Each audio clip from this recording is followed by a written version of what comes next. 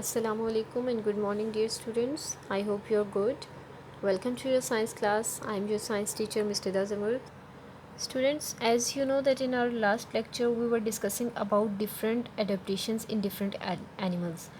What are adaptations? I told you that adaptations are basically those unique characteristics which enable an animal or a plant to survive in its particular environment और particular habitat. ठीक है, एक animal या plant जिस भी माहौल में रहता है, हर माहौल की अपनी एक स्पेसिफिक कंडीशंस होती हैं, तो उन कंडीशंस में हर एनिमल या हर प्लांट सर्वाइव नहीं कर सकता. ठीक है, डिफरेंट एनिमल्स जो होते हैं वो डिफरेंट सिचुएशंस में सर्वाइव करते हैं. So they have a set of characteristics which help them to survive in their particular environment. इन कैरेक्टरिस्टिक्स को हम क्या कहते हैं? एडेप्टेशंस कहते हैं. ठीक है, आज हम पढ़ेंगे adaptations for breathing in water. अब आपको पता है बहुत सारे एनिमल्स ऐसे होते हैं जो पानी के अंदर रहते हैं. सो पानी के अंदर वो कैसे सांस लेते हैं?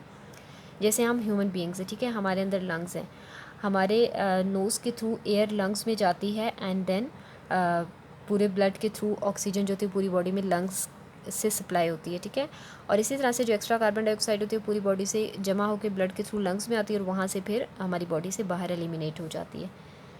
सो वो एनिमल्स जो कि पानी के अंदर रहते हैं उनको हवा नहीं मिलती, तो वो कैसे सांस लेते हैं या वो कैसे एक्सचेंज करते हैं गैसेस विद देयर एनवायरनमेंट, वो आज हम देखेंगे. Open page number 85. Adaptations for breathing in water. Fish and some other aquatic animals have gills to help them breathe in water. Fish और बहुत सारे दूसरे एक्वेटिक एनिमल्स यानी कि जो पानी के अंदर रहते हैं, they have specified structures which are known as gills. ठीक है, गिल्स की मदद से वो क्या करते हैं? They can breathe in water. वो पानी के अंदर भी सांस ले सकते हैं with the help of their gills. Then dolphin and whales, you know that they are not fish, so they don't have gills. Dolphin और व्हेल जो है स्टूडेंट्स, ये फ़िश नहीं है, ये फ़िश की कैटेगरी में नहीं आती. They lie in the category of mammals. ठीक है, ये हमारी कैटेगरी में आती है. हम जैसे मैमल्स हैं या जो बड़े कैटल्स होते हैं, बड़े एनिमल्स होते हैं जो, they are mammals. So dolphin और वेल्स भी उन्हीं की कैटेगरी में आते हैं. They are sea mammals. क्या है ये? They are sea mammals. They are not fish, so they do not have gills. इनके अंदर गिल्स नहीं होते. They are sea mammals and just like other mammals they have lungs. ठीक है, हमारी तरह या दूसरे मैमल्स की तरह इनके अंदर भी लंग्स होते हैं. लेकिन क्या है, क्योंकि ये पानी के नीचे रहती हैं, they can not breathe under water. पानी के नीचे ये सांस नहीं ले सकती. They have nostrils also known as breathing holes called blowholes on top of their heads to help them breathe in air which when they come up to or near to the water surface. इनकी head की जो upper surface होती है वहाँ पर दो holes होते हैं which are known as blow holes, या उनको ब्रीदिंग होल्स भी कहते हैं या नॉस्ट्रल्स भी कहते हैं. ये इनकी हेड की अपर सरफेस पे होते हैं. ठीक है, इनका फंक्शन क्या है? They help them to breathe in air when they come up to और नियर द वाटर सरफेस. जब ये पानी के करीब यानी कि पानी की सतह के करीब या पानी की सतह पर जाते हैं, so from there they get air. Air इनकी बॉडी में आती है किसके थ्रू? ब्लो होल्स के थ्रू. ठीक है, ब्लो होल्स क्या करते हैं? Blow holes help them to breathe in air. Blow holes की मदद से ये हवा में सांस ले सकते हैं. कब? जब ये पानी के ऊपर आते हैं. ठीक है, The nostrils can be closed by muscles when they are underwater to prevent water from entering. Nostrils के आसपास मसल्स होते हैं. जब ये दोबारा पानी में वापस जाती हैं तो ये नॉस्ट्रल्स या ये ब्लो होल्स बंद हो जाते हैं ताकि इनकी बॉडी में पानी एंटर ना हो सके. They can hold their breath for a long time underwater before surfacing to breath again. ये पानी की सरफेस पे आती हैं. ठीक है, गैस एक्सचेंज करके then they go back to under water. और इनके अंदर अल्लाह ताला ने इतनी एबिलिटी रखी है, they can hold their breath for a long time. ये बहुत लंबे अरसे के लिए अपना सांस रोक सकते हैं. ठीक है, और काफ़ी अरसे तक ये अपना सांस रोकते हैं, पानी के नीचे ही रहती हैं. और फिर दोबारा से ये पानी के ऊपर आकर again they come on the water surface for breathing, और दोबारा नीचे चली जाती हैं और अपना सांस रोक लेते हैं. Some insects like the water scorpion, water stick insect and mosquito larva and pupa have breathing tube or air tubes which extend to the water surface to help them breathe in air. फिर कुछ insects हैं जैसे water scorpion, water stick insect या mosquito larva और pupa. इनके अंदर specified tubes होती हैं जिनको कहते हैं ब्रीदिंग ट्यूब्स या एयर ट्यूब्स. ये लेंथ में बहुत ज़्यादा होती हैं. They extend to the water surface. ये एक्सटेंड होती हैं पानी से बाहर की तरफ. ठीक है, और हवा लेती हैं, हवा ऑब्टेन करती हैं, क्योंकि वाटर के अंदर जो होती है सिर्फ ऑक्सीजन डिज़ोल्व होती है.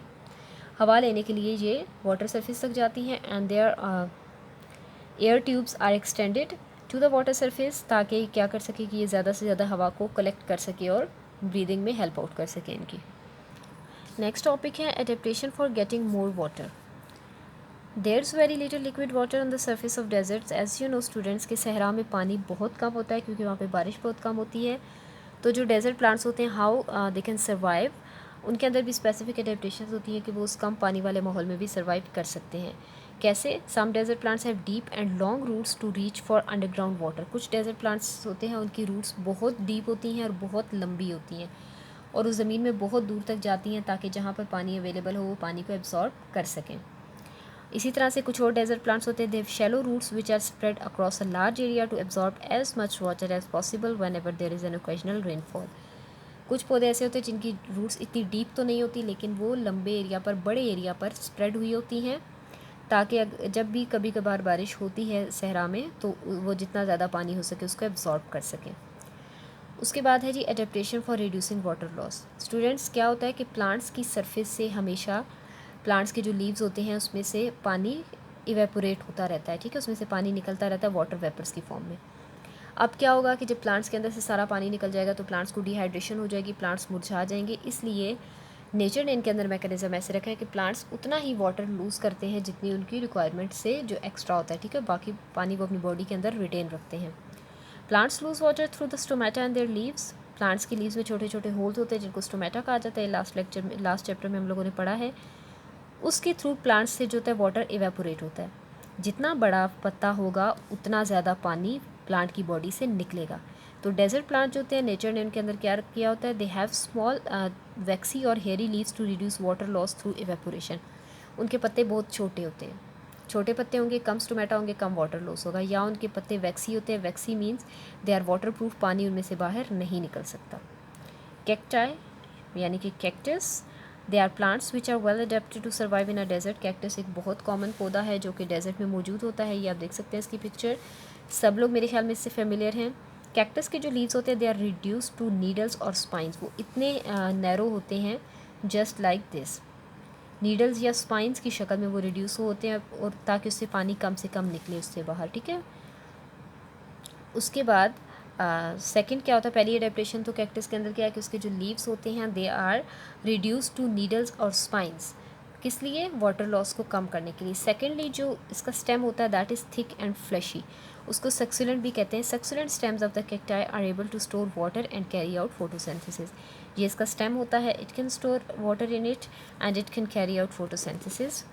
The stems also have a waxy surface and few stomata to reduce water loss. Stem की सर्फेस भी जो होती है वो वैक्सी होती है यानी कि वाटर प्रूफ होती है और स्टोमेटा इसमें भी बहुत कम होते हैं ताकि वाटर लॉस को रोका जा सके या रिड्यूस किया जा सके। That was all about today students. Thank you so much. अल्लाह हाफिज़।